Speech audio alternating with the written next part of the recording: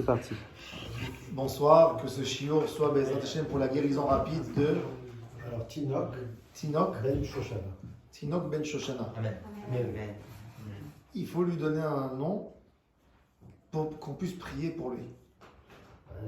Les rabbinim, ils ont dit que non. Parce qu'on ne lui a pas encore fait la mila. Même si on n'a pas fait la Mila, déjà, on peut lui donner un nom, Zelom et Akev, pour qu'on puisse prier.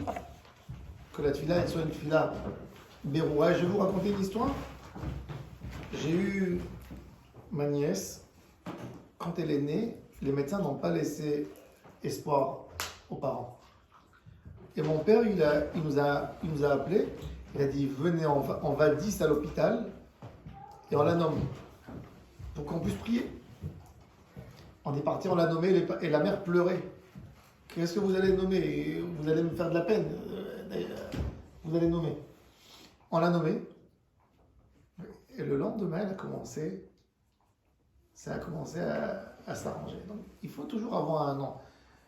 Je pense que c'est important même de faire une nomination à 10 personnes à côté de l'enfant pays carré chez Mobé Israël et après lui donner Bezrat Hashem en bonne santé dans la Brit Mila. Pour qu'on puisse prier que la tefila elle ne soit pas tinok. Vous voyez ce que je veux dire? Mais en tous les cas, que ce soit pour l'enfant que vous connaissez, Ben, Shoshana. Shoshana, que Kadosh Baruch Hu lui donne une guérison rapide, Beremach Evara, Veshesta Gidav, et que ce shiur soit à la mémoire de Messaouda Bat Fanida. Messaouda Bat Fanida, qu'aujourd'hui c'est 100 jours de sa Askara. Si on peut pour le bébé aussi, Ethan Ben Mort. Et pour Ethan Ben Mort, et qu'on entend maintenant des mauvaises nouvelles du New Jersey, qu'il n'y a pas eu du mal, qu'il n'y aura pas de mal pour personne de Ham Israël. On rentre maintenant dans Hanouka. Le mois de Kislev, c'est Hanouka. Alors Hanouka, ça vient de Hinouch. Même Hinouch vient de Hanouka. Quand on rentre dans une nouvelle maison, on fait une petite fête qui s'appelle Hanouka Tabayit. C'est quoi Hanouka Tabayit? C'est qu'on souhaiterait que la joie et la fête, la festivité qu'on fait quand on rentre dans la maison, que ce soit un bon signe, que ce soit un pas pour continuer, tirer cette joie et ce bonheur dans ce foyer. Et c'est exactement ça quand on parle de l'éducation des enfants, ça s'appelle Chinour. C'est-à-dire qu'on veut que le comportement qu'on est en train de les éduquer, c'est ce qui va les accompagner toute leur vie. Il y a beaucoup de personnes qui se trompent complètement dans l'idée de l'éducation. C'est quoi l'éducation? À la française, c'est ne touche pas, oh ne fais pas, ne fais pas. L'enfant, le pauvre, depuis l'âge de 3 ans jusqu'à 10 ans, il entend que ne fais pas, pourquoi tu as fait, ne fais pas, ne fais pas, ne fais pas, ne fais pas. Ça, c'est pas de l'éducation. Le Rav Kaminetsky, Zichrono Livracha, il a dit une fois, tout ce qu'un enfant ne va pas faire quand il va grandir, c'est même pas la peine de faire un reproche. C'est-à-dire, vous avez tous eu des enfants qui sortent de la douche à 5 ans, qui tournent à poil dans la maison. C'est même pas la peine de dire un mot. Quand il va grandir, on le sait tous qu'il va pas le faire. Par contre, quand un enfant ment, quand il fait sortir un mensonge de sa bouche, quand il est vulgaire, quand il est violent, ça c'est des choses qu'il faut réparer. Parce que ça c'est des choses que l'enfant peut garder. Ça c'est des choses, il y a des gens, quand une fois le Chafetz Chaim il était chez quelqu'un, à Varsovie, Shabbat, et l'enfant prenait l'interrupteur de l'électricité, il allumait, il éteignait, il allumait, il éteignait. Le Chafetz Chaim a dit au papa, cher père, dis à ton fils, c'est Shabbat, dis-lui au moins Shabbat. Non, c'est un bébé, qu'est-ce qu'il comprend? Et ce bébé, après 10 minutes, il a cassé le vase qu'il y avait dans la maison. Et là, le père et la mère lui sont tombés dessus. Il a dit leur Chafetz Chaim, mais c'est un bébé.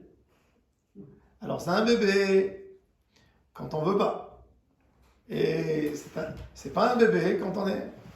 Le rinour, il faut savoir que les valeurs qu'on donne aux enfants, il faut essayer de regarder l'enfant à 40 ans, quand il aura 40 ans, avec les valeurs que je suis en train de lui donner, est-ce que ça va rester? Et pour ça, il faut beaucoup de chokhma dans l'éducation des enfants. Le chinour, c'est le tout pour un juif. L'éducation des enfants, c'est tout un Israël. Tout un Israël, c'est le chinour des enfants. Akadosh Baruch Hu a choisi Avraham Avinu. Comme que la Torah elle dit qui est daratif, Akadosh Baruch Hu il dit est daratif, c'est pas parce que je le connais. C'est je me suis lié à lui. Pourquoi? Asher yetzave et banav et beto acharav v'shamru derech Hashem. Toute la ma'ala, l'avantage d'Avraham Avinu, c'est qu'il a pu transmettre. Il est un transmetteur. On sait que quand on est dans le rôle d'un transmetteur, même l'étude, même ce qu'on veut enseigner, ça serait toujours mieux étudié si je dois le transmettre. D'ailleurs, la meilleure règle, quand quelqu'un a un élève, moi je suis né à un père et à une mère qui sont profs. Mon père toujours il nous disait, quand je lui disais, il me dit, tu sais ce que, tu connais le sujet? Oui, je le connais. Vas-y, cite-le-moi, explique-le-moi. Non, je le connais, mais je ne peux pas trop l'expliquer. Il me dit, si tu ne sais pas l'expliquer, c'est-à-dire que tu ne le connais pas. La Gemara a dit que quand quelqu'un, il étudie la Torah pour transmettre, Maspikin beyado lilmod, lelamed, lishmor et la'asot. Quand tu as un rôle d'étudier pour continuer à le transmettre, l'étude, elle est beaucoup plus puissante chez toi. Quand on a décidé qu'on sera des transmetteurs de valeurs, de Torah à nos enfants, déjà ce que nous allons étudier, ça va être, on va absorber beaucoup plus fort que si on n'a pas un rôle de transmettre. Il y a des choses, par exemple, que dorénavant, quand on étudie, on n'a pas envie de savoir, on a besoin de ça que pour un examen. Par exemple, le code de la route. Parce que vous prenez quelqu'un le lendemain, quand il a passé son examen, il ne sait plus. Il ne sait plus. Je me rappelle que quand j'étais à l'armée, en Israël, on vous donne un numéro. Vous avez un numéro. Vous donnez un numéro. Et on vous dit que si vous ne connaissez pas votre numéro, si on vous arrête, la Mishtarat Tzvaït, la police, et vous demande Mispar Ishi, et tu ne connais pas, tu rentres en prison. Alors le Mispar Ishi, je l'ai répété 50 fois pour être sûr que je ne vais pas l'oublier. Quand j'ai fini l'armée le lendemain, je devais aller pour récupérer des documents. Je ne savais plus mon numéro. Parce que je l'ai appris que pour la peur. C'était pas pour moi. C'était parce que j'avais une contrainte, j'avais une peur, une pénalité. Quand on apprend pour transmettre à nos enfants, et il n'y a rien de plus cher chez nous que nos enfants, il n'y a pas mieux que cette étude. Avraham Avinu, c'est les man, Asher Yitzaveh et Banav et Beto Acharav. Yitzhak Avinu, toute sa vie, même que la Torah, elle ne raconte pas trop de détails sur Yitzhak. Yitzhak, c'est le patriarche le moins raconté. Il passe entre, on lui accorde une demi-paracha ici, une autre demi-paracha. Mais, qu'est-ce qu'il fait Yitzhak? Il fait des puits. Des puits. C'est quoi les puits? Les Géonim, ils expliquent des mikvaot. Il veut propager la pureté. Et c'est pour ça que les Philistins, qui sont les forces du mal, ils essayent de le bloquer et de fermer et de lui casser tous les mikvés qu'il fait. Transmetteur. Yaakov Avinu, le grand transmetteur. Yaakov Avinu. Il transmet. Et quand il transmet, justement, notre paracha, elle parle d'une transmission qui était problématique au début.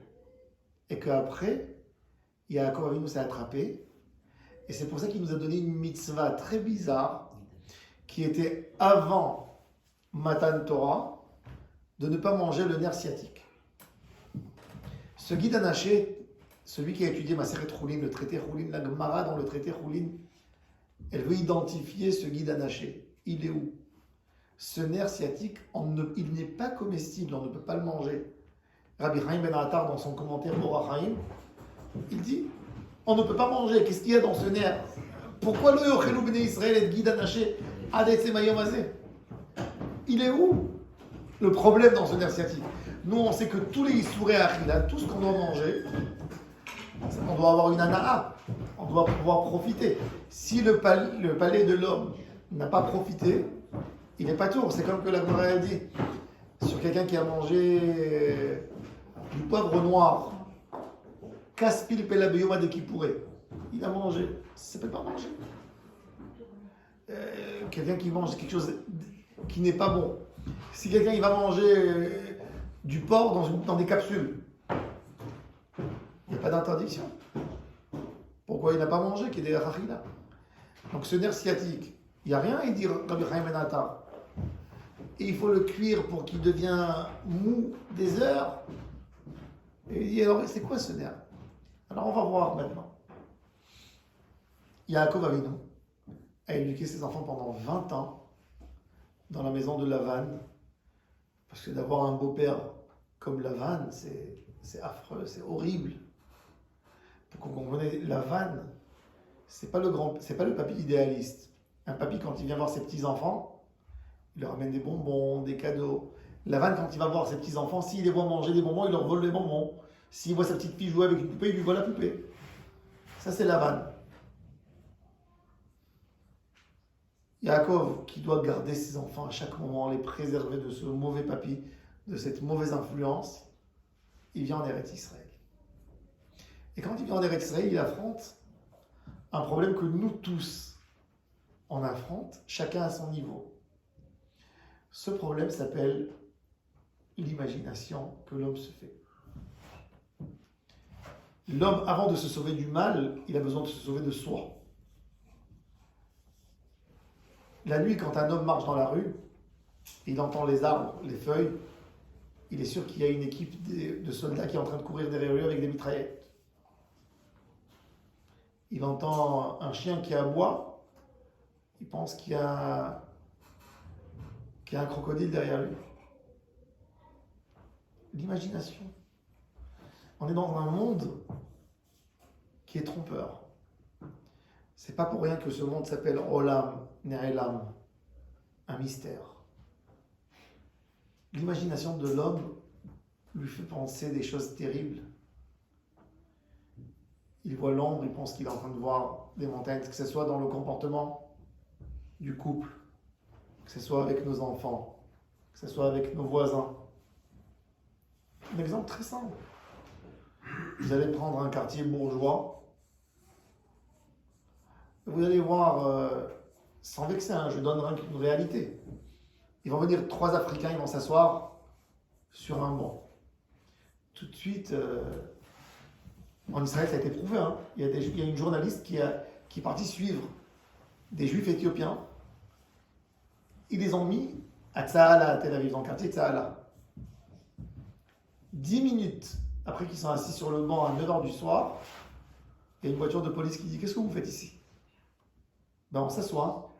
Non, vous n'avez pas le droit de vous asseoir ici. Montrez les papiers. Alors un homme qui marche, il ne connaît pas, il se fait des illusions, il se fait une idée. Il se fait une idée à quoi? À ce qu'on lui a raconté depuis qu'il est enfant, que ça peut être des gens dangereux. Et il peut mener une vie entière que par l'imagination. Mais c'est pas que ça. Je ne parle pas maintenant des Africains, il y a tellement de choses dans notre vie qu'on est mené par des fausses idées qu'on ne peut même pas s'imaginer. J'ai raconté une histoire terrible une fois sur Rabbi Aryeh Levin. Une histoire qui, pour nous, entre parenthèses, doit nous ouvrir les yeux pour voir comment on n'a pas le droit de soupçonner quelqu'un.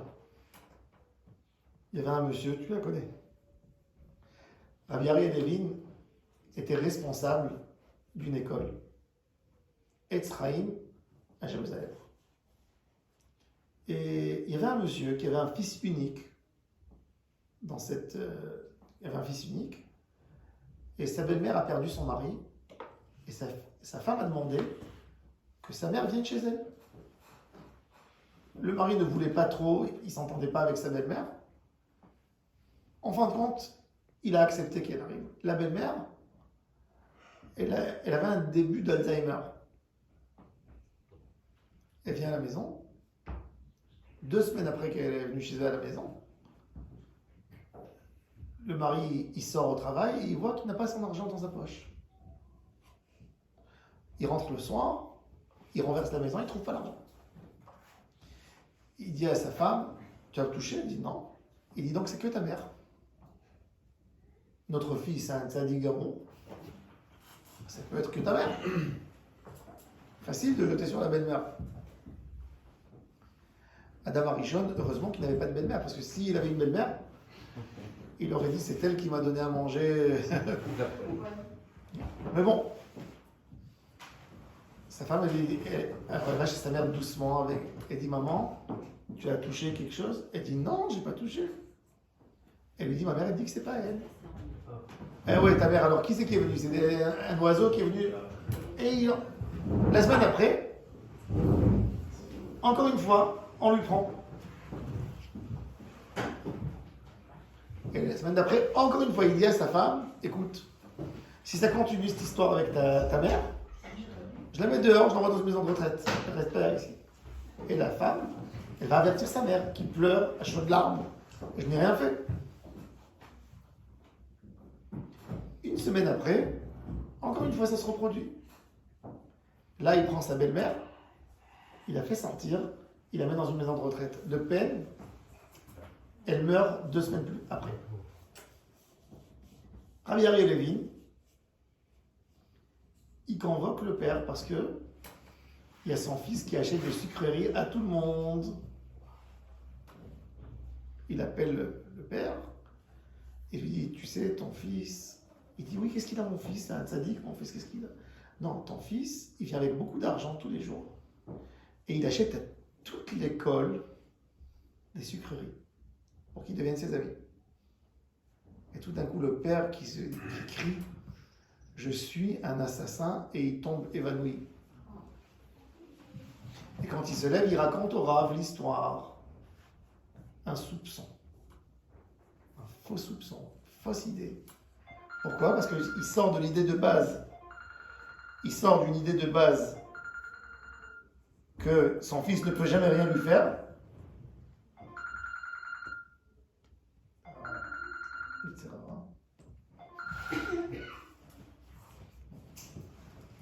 Il sort d'une idée de base et il soupçonne.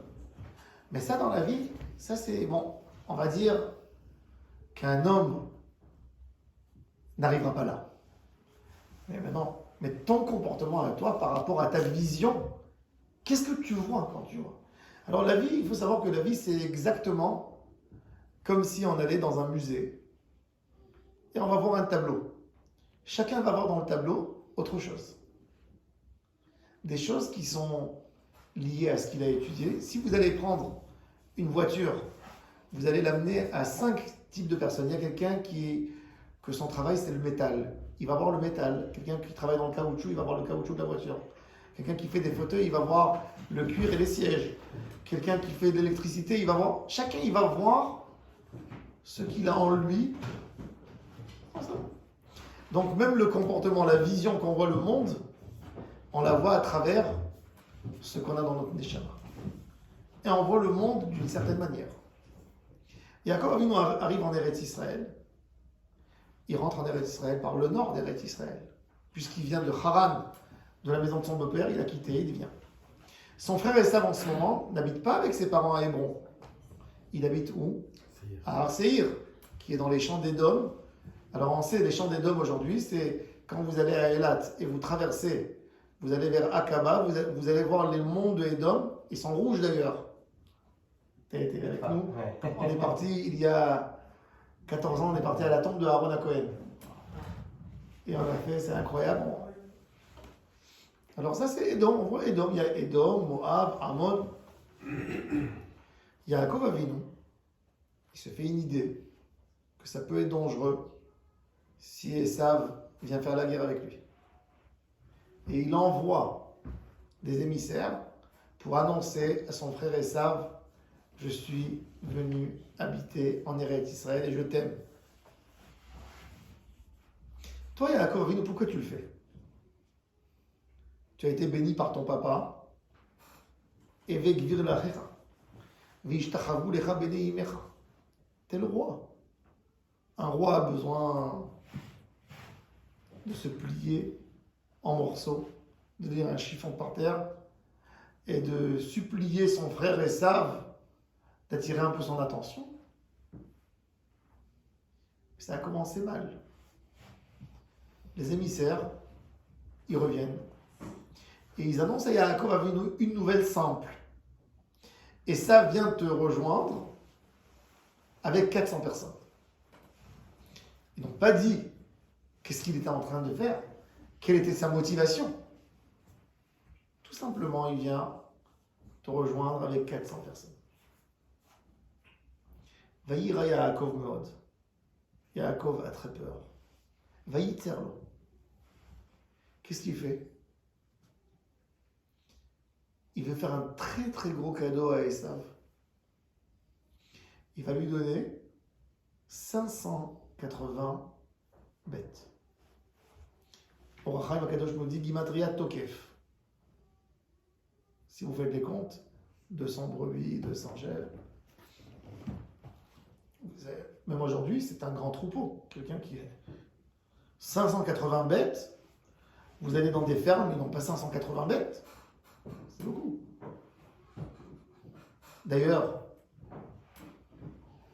il faut savoir que la Touma, elle est obligée de s'alimenter de quelque part. Au Rachaim Akadosh, il dit, on n'a jamais vu des mouches qui viennent dans une assiette de goudron. Vous allez mettre du goudron chaud dans une assiette, il n'y a aucune mouche qui va s'approcher. Vous allez mettre une assiette de soupe, ou du sucre, ou du miel. Il y a les fourmis, les mouches, tout vient. Ils ont besoin de s'alimenter. Yaakov Avinu a alimenté par sa kedusha, puisque le travail de Yaakov Avinu était un travail tellement kadosh. Et il va alimenter son frère Esav. Il va alimenter la Touma. C'est pour ça d'ailleurs, d'après la halakha, on n'a pas le droit de donner la tzedaka à des païens. Pourquoi? Parce qu'on alimente l'idolâtrie avec. Sauf dans un cas où tout le monde fait une récolte pour eux, pour ne pas faire des différences, pour ne pas développer de la haine, en aide. Mais je ne suis pas censé nourrir un païen, quelqu'un qui renonce à Hachem. Je ne suis pas censé l'aider.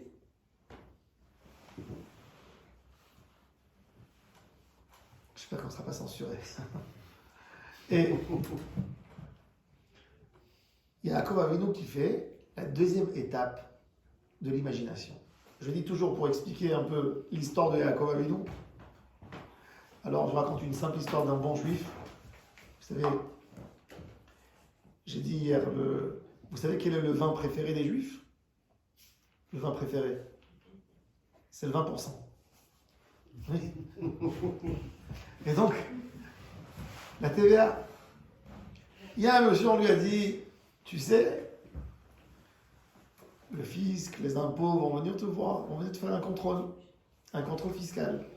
Le cauchemar de tout homme, même quelqu'un qui tient à règle tous ses livres, il a peur d'un contrôle fiscal. Et là, on vient chez quelqu'un qui sait qu'il a des problèmes. Et il faut faire un contrôle. Qu'est-ce qu'il fait? Il va dans un bureau de comptable et il leur dit, vous travaillez pour moi maintenant 3 semaines pour me remettre tout en ordre. Il faut payer toutes les choses qu'il a prises pendant les années, il a tout rendu. Il faut tout reblanchir. Il faut tout mettre. Et il s'est fait des classeurs, telle année, les achats, les ventes. Bref, il a monté une bibliothèque. Et il attend le contrôle. Arrive l'équipe du contrôle. Il rentre et lui, il est soulagé. Oh, j'ai payé des millions pour ce... Et il leur montre, il dit, voilà, vous avez la chambre. Tout. Ils sont une équipe, ils commencent à faire sortir les classeurs. Et tout d'un coup, il y a le chef du groupe. Albert? C'est Albert? Oui, je suis Albert, oui. Albert! Tu te souviens pas de moi? On a étudié ensemble en classe. Il embrasse. Alors il a peur. Et il dit à toute son équipe, écoutez, Albert, c'est le meilleur garçon de la Terre. Celui-là, tout est clean chez lui, pas la peine. Fais-nous un café, on va prendre un café, on va partir. Quand il sort, Albert est en deuil. Il a mis tellement d'argent pour tout blanchir. C'est exactement ce que Yaakov Avinu a fait avec Esav. Il veut calmer son frère Esav, il y a 400 personnes. Il lui envoie 580 bêtes. Et quand Esav il voit Yaakov, il pleure, il l'embrasse. Alors pourquoi j'ai fait tout ça? Mais avant ça, il y a l'étape la plus importante dans ce débat, dans cette préparation, dans cette rencontre de Yaakov et Esav. Yaakov a perdu quelque chose dans la Emouna, puisque Akadosh Baruch Hu lui a dit Va'anochi Eimach, je vais te ramener. Quand il est sorti à Beth-El, quand la nuit il a rêvé, il est arrivé dans l'endroit où Abraham Avinu a sacrifié Yitzhak. Hamakom, le Zohar Akadosh nous dit, Hamakom il dit quelle pierre Yaakov Avinu a mis sous sa tête? La pierre de la terre que Akadosh Baruch Hu a composé le corps de Adam Arishon. Yaakov Avinu, le Zohar Akadosh, le Ari Akadosh il dit, c'est la réincarnation de Adam Arishon. C'est le tikkun de Adam Arishon. C'est pour ça qu'il y a beaucoup de choses, si vous regardez, comment Yaakov répare toutes les fautes de Adam. Celui qui voit, le Harizal, il fait une chose extraordinaire là-dessus. Et Yaakov a été promis que Akadosh Baruch Hu allait le préserver. Finalement, quand il était dans la maison de Lavan, Akadosh Baruch Hu lui a dit retourne, je suis avec toi. Quand il quitte la maison, il rentre en Eretz Israël. Il voit un camp d'anges qui viennent le préserver, le protéger. Donc, pourquoi tu as peur? Pourquoi tu as peur de ça? Pourquoi tu vas réveiller les morts? Comme il dit le Midrash, Marzik Kelev. Il dit Yaakov Avinu est comparé à un homme qui marche sur le trottoir et il voit un bulldog qui est comme ça assis dans un sommeil. Il vient lui caresser la tête, il est mort. Qu'est-ce que tu vas le réveiller? Mais plus que ça encore. Yaakov, quelque part, il a perdu un niveau d'émouna à tel point que l'ange de Esav descend du ciel pour faire du mal à Yaakov. Qui c'est l'ange de Esav? Vous savez qui c'est l'ange de Esav? Cet ange, aujourd'hui, il est très connu par nous et tout juif demande sa protection. C'est l'ange Michael. Dans le livre Yalkut HaReuveni, il dit que l'ange de Esav avant était Michael. Michael vient défendre son client. C'est l'avocat. Qu'est-ce qu'il fait? Il va taper Yaakov. Il va essayer de lui prendre sa émouna et sa couronne en même temps. La nuit, c'est quoi la nuit? Alors Yaakov Avinu, qu'est-ce qu'il fait? Où l'ange essaye d'attraper Yaakov Avinu? En quel moment? Un moment très précis. Yaakov Avinu partage le groupe en deux. Et il va traverser le Jourdain quelques fois pour récupérer les petites choses qu'il avait encore. Il vient, cet ange, et il lui dit qu'il va l'aider. Et il lui tombe dessus dans le Jourdain.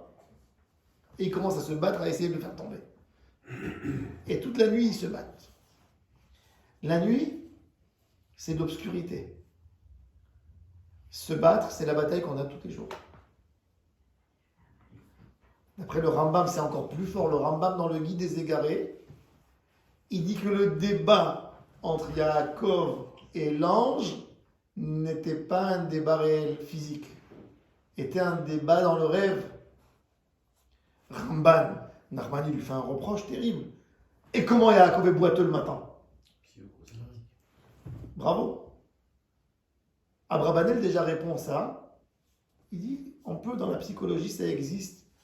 Que quand un homme, il voit un événement qui l'a frappé, il peut avoir des effets sur son corps. D'ailleurs, il y avait un tzaddik qui habitait à Tlemcen, Rabbi Ephraim Ankawa. Rabbi Ephraim Ankawa, c'était un des expulsés d'Espagne qui est parti s'installer à Tlemcen. Il est arrivé à Tlemcen sur un lion avec un serpent qui servait comme reine. Il a écrit un livre qui s'appelle Sharar Kevod Hashem. Ce livre, Sharar Kevod Hashem, il répond les réponses des questions de Nachmanide sur Maïmonide. Nachmanide dans la Torah, il prend le Guide des Égarés et il lui tape dessus. Tac, tac, tac. Chaque fois qu'il y a un sujet, il ramène l'idée du Rambam, parce que le Rambam, le guide des égarés, il parle de la Emouna, et après, il prend les sujets de la Torah, il les raconte. Il met sa thèse dans chaque chose. Et il dit le Rambam, à propos de cette histoire de l'ange, il dit que c'était un rêve. C'est-à-dire pour le Rambam, c'était une imagination, c'était un dimayon. Alors le Rambam lui dit comment il est boiteux. Alors, Abravanel il dit que ça peut être. Alors, et Rabbi Ephraim Ankawa, il renforce cette idée en racontant qu'un jour, il est passé dans une auberge où il y avait des Arabes qui ont entendu qu'il y a un rabbin juif. Ils ont tapé sur la porte de la jambe pour le frapper. Le propriétaire de l'auberge est parti le défendre. Il dit, mais la nuit, quand il a dormi, il a rêvé qu'on le frappe. Et le matin, quand il s'est levé, il avait des bleus sur tout son corps. Comme s'il a reçu des coups réels. Donc il dit, imagination, ça peut faire même un effet physique sur le corps. Le rabbin, quand il a voulu dire ça, il n'a pas voulu rabaisser l'image. Il a voulu dire que l'imagination de l'homme peut arriver même là. Et ça renforce encore plus cette idée. Et donc il y a Yaakov Avinu qui se bat avec l'ange. Arrive le matin, l'aube. L'aube, dans la Bible, c'est la Emouna. Comment on dit dans Tehillim, Hadashim la Bekarim Rabba Emunatecha. La Emouna en Hachem, c'est le matin. Pourquoi la Emouna, c'est le matin? Comment on dit dans Shira Ma'alot Isayanai? Qu'est-ce qu'il dit David Amelech? Nafshi l'Adonai mi shomerim la boker. Shomerim la boker. C'est quoi shomerim la boker? Le gardien, quelqu'un qui garde un chantier. Qu'est-ce qu'il attend? Il attend le matin. Le matin, il n'y a pas de voleur. La journée, il y a du passage. Donc la nuit, c'est l'imagination, c'est la peur. Il attend le matin. Que le matin peut le sauver de cette peur. Boker. David Amelech, il dit, j'attends Hachem, plus qu'un gardien attend le matin. J'attends Hachem. David Amelech, le Tehillim, c'est celui qui comprend les mots, le sens du Tehillim. Il y a de la Emouna dans chaque mot. Nafshi l'Adonai mishomerim laboker. Regardez l'expression. J'attends Hachem comme un gardien qui attend le matin. J'attends et j'ai l'espoir. Maintenant, le gardien, je vais lui dire, peut-être le matin ne va pas venir. Qu'est-ce que tu racontes? Si je vous demande demain matin, le soleil va éclairer, vous allez dire oui. Je dis, vous avez une certitude? Non. Vous avez quoi? Une statistique, c'est tout. Si le soleil a éclairé jusqu'aujourd'hui, forcément qu'il va éclairer demain, mais c'est une statistique. C'est pas une certitude, c'est une statistique. Mais c'est une statistique tellement forte qui nous influence. Alors pourquoi tu n'as pas cette statistique d'Emouna? Donc la Emouna, le matin signifie la Emouna. Dans tous les livres de Chassidut, on parle de Boker comme Emouna. Emouna claire. La nuit, quand on ne voit pas, c'est là qu'on a besoin, nous, de renforcer la Emouna. C'est ce qu'il a dit David Amelech. Le matin, c'est facile de dire il est là, Hachem. Tu vois tout. La nuit, quand les moments sont obscurs, sont difficiles, c'est là qu'il faut chercher la Emouna. Et la Emouna, c'est de s'effacer à Hachem. C'est de comprendre que Hachem est avec moi, même si je ne le vois pas. Comme j'ai vu une fois une très belle, pas une parabole, une métaphore. Il y a un enfant, il va avec son père. Et chaque fois, il pose la question à son papa. Papa, tu es là parce que le père est très grand de taille. Et il lui donne la main, et l'enfant qui lève la main, et elle lui tombe parce qu'il ne peut pas garder toujours la main avec son père. Et son père lui dit, mon fils, tu n'as pas besoin de me poser la question chaque fois. Regarde les pas. Regarde les traces et tu vas voir. Tant que tu vois 4 pas, tu sais que je suis avec toi. Et l'enfant qui marche, il est content, il voit 4 pas, et 4 pas, et 4 pas. À un moment, l'enfant rêve. Et tout d'un coup, il baisse la tête, et il voit 2 pas. Et il pousse un hurlement terrible. Papa! Et tout d'un coup, il sent quelqu'un qui le caresse. Mon fils, Tu sais pourquoi tu vois 2 pas? Parce que tu es dans mes bras. On cherche à voir les pas. Ils sont où les pas? Les pas, tu es toujours dans les mains d'Hachem. Mais c'est difficile de voir. Et Yaakov Avinu, quelque part, par ses idées, il a dit, j'ai pas assez de mitzvot. J'ai pas assez de mitzvot. C'était une pensée de Yaakov Avinu. Et ça va plus de Kibbout Abahem que moi. Donc j'ai peur. Non. T'as pas de quoi avoir peur. Si tu as la Emouna, de là on apprend que si on a la Emouna, même si on est rachat, gamour, que grâce à la Emouna, tu vas t'en sortir de tous tes problèmes. T'as pas besoin. Que de la Emouna déjà, Hachem, pour la Emouna, Hachem récompense n'importe qui. Achav, le roi d'Israël, qui était tellement terrible, qui a fait de l'idolâtrie qu'il n'y avait pas à Samarie à l'époque, il n'y avait pas un demi-mètre carré sans symbole d'Avodazara. Quand on lui parle de Torah et d'Emouna, il est prêt de mourir pour Hachem. Je me rappelle Rav Ovadia Yosef, il m'a raconté un jour en pleurant Simchat Torah au Caire. Il m'a dit qu'il y avait des gens qui n'étaient pas du tout religieux. Rav Ovadia Yosef était rabbin au Caire depuis 46 à 51. Et il me dit que quand ils allaient au Caire, pour Simchat Torah, il y avait des gens qui ouvraient Kippour leur magasin. Et il dit on faisait sortir les Sefer Torah dans les rues où il y avait beaucoup de juifs. Et quand le Sefer Torah passait dans la rue, ces gens qui sortaient de leur magasin, qui venaient embrasser le Sefer Torah et qui disaient une phrase en arabe. On est kapara sur toi la Torah. C'est kapara. Oui. Chez les Marocains, on dit aussi amsimdora. Dora, c'est quoi? C'est faire le rond, c'est-à-dire ça aussi c'est kapara. Comme si on prend la poule, quand une mère elle dit à son fils amsimdora, ça veut dire je suis ta kapara. Oui. En tous les cas, cette émouna, la émouna, quand tu as cette petite émouna simple en Hachem Yitbarach, tu traverses avec toutes les choses. Si tu as une émouna, même si tu n'es pas méritant, tu prends grâce à la émouna. Am Israël, quand ils étaient en Égypte, ils étaient comme les Égyptiens. Comme qui est écrit, la vola kachat lo goïm mikerev goïm, des goïm, non des goïm. Grâce à quoi ils sont sortis d'Égypte? Grâce à la émouna. Vaya aminu, vaya amen aram. C'est tout. Vaya ishtachu l'Hachem. Quand Moshe est venu leur dire, vous allez plus souffrir ma'aminim bene ma'aminim, que grâce à ça, que la émouna les a fait sortir. Donc Yaakov Avinu, il se demandait, il dit non, peut-être j'ai perdu, mais il n'avait pas à faire ça. Et c'est pour ça qu'il donne le coup où l'ange de Esav, il essaie de donner à Yaakov un coup où dans la hanche, dans le nerf sciatique. Il lui touche le pied. Le pied, c'est le matérialisme qui enlève la émouna. Pourquoi? Parce qu'un homme, on est dans un grand dilemme dans ce monde. Vous savez pourquoi? Parce que dès qu'on a affaire à du matérialisme, un homme travaille. Très simple. Je vous donne un exemple la plus simple. Il travaille, il reçoit la paye à la fin du mois. S'il est indépendant, il vend, il fait son commerce. À la fin du mois, il a réussi à ramasser ce qu'il a ramassé. Quand il va s'acheter après une veste ou de la nourriture, il dit avec mon travail, j'ai acheté mon pain, j'ai acheté ma veste. Ce que tu travailles, mais n'oublie pas, c'est Hachem qui te donne.